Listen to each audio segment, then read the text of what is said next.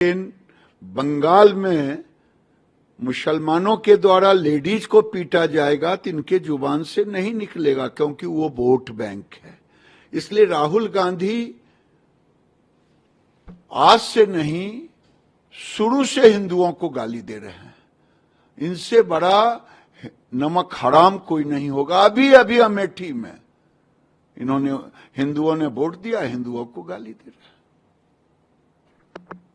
प्रियंका गांधी कह रही है कि उन हिंदुओं की बात हो रही है जो बीजेपी और आरएसएस है, वो जो एक चीजों को फैलाने की कोशिश कर रहा है, तो बीजेपी आरएसएस को लेकर ये बात हो रही है।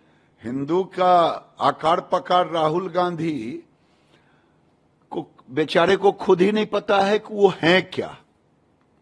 अगर ये उनको पता होता तो शायद हिंदू को गाली नहीं देते।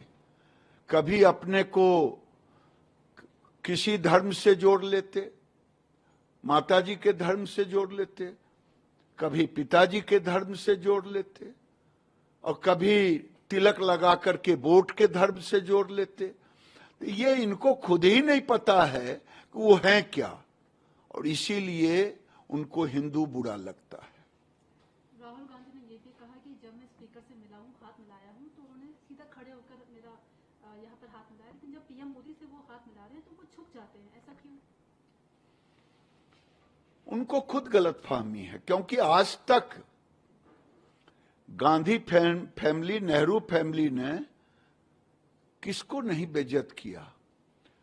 सीताराम केसरी पूरे देश के लिए कि उनको ऑफिस से धक्के मार के कपड़ा फाड़ के निकाला, वो इतने तानाशाह हैं।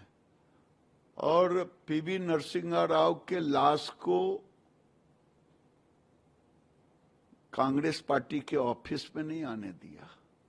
इनसे बड़ा तानाशाह कौन होगा। ये फैमिली अपने आप को सामान्य से ऊपर से जमींदार टाइप के, कि ये मैं पॉलिटिकल जमींदार हूं, अंग्रेज चला गया, अंग्रेज मुझे देके गया था नेहरू जी को, अब हमें भी सत्ता चाहिए। आखिरी सवाल है, राहुल गांधी ये भी कह रहे हैं कि जो अग्निवीर योजना है वो ये ऐसी योजना है कि वो लेबर वाली योजना है, मतलब कि यूज एंड थ्रो, पहले आप इस्तेमाल करो फिर उन्हें आप फेंक दो। यही राहुल गांधी की सबसे बड़ी करिश्मा है कि भ्रम फैलाने का काम करते हैं, अग्निवीर को गाली देने का काम करते हैं। मेरे कंस्टिट्यूएंसी में, मेरे पास वीडियो होगा चुनाव के पहले, मैं आज उसको निकाल के उनको दिखाता हूं। कई लड़के गए, उन्होंने कहा इससे बढ़िया अपॉर्चुनिटी तो हो ही नहीं सकता। 4 लड़के में से एक लड़के को सीधा आर्मी में, और 25 से 26 लाख रुपया 4 साल में मुझे मिलता है, और रेडी टू जॉब हम होते हैं। हमारा सभी पैरामिलिट्री में 15% रिजर्व है। तो उनको तो ये सब पता नहीं है। उनको तो जो लिख करके दे देता है वही बोलते हैं। मैं कई बार कहा हूं, उनको न देश का दिशा मालूम है न दशा मालूम है। अगर उनसे पूछा जाए कि गाय की बछड़ी कौन है, अब बछड़ा में अंतर एक उम्र का रख दिया जाए, वो न बताएंगे। पहले हमारे यहां मिर्च हरा पैदा होता था कि लाल, ये मैं उस मिर्च की बात कर रहा हूं जो मिर्च गांव में। तो जिस आदमी को ये पता नहीं हो तो वो क्या देश के विषय में चर्चा करेंगे, अग्निवीर को गाली देंगे। अग्निवीर गरीबों के लिए, नौजवानों के लिए एक बहुत बड़ा अपॉर्चुनिटी है, नौजवानों के लिए। आप नड्डा जी ने अभी ट्वीट भी करा है राहुल गांधी को लेकर, वो बता रहे आज का दिन कितना बुरा रहा।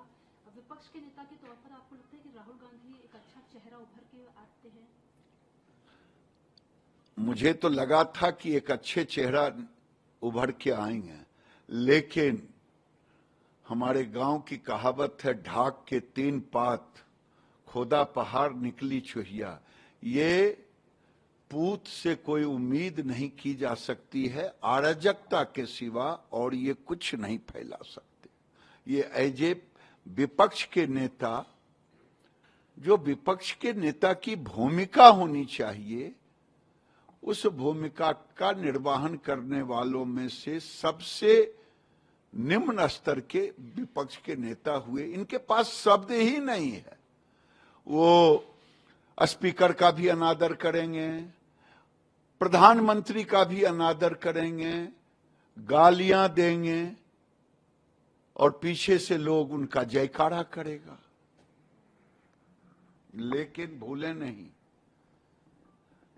3 बार में देश की जनता उनको 99 से भी पार करने नहीं दिया, फिर भी वो खुश हैं। जो 14 में ही कह रहे थे कि मैं 19 में, 14 में हारे, 19 में हारे, 24 में हारे, और आज 99 भी नहीं पार किए तो भी खुश हैं। किस उमंग में है पता नहीं, हार को भी जीत मानते हैं, क्या मानते हैं समझ में नहीं आता। दूसरा होता, इस हार से इतना अपमानित होता कि उसका सर नहीं उठता।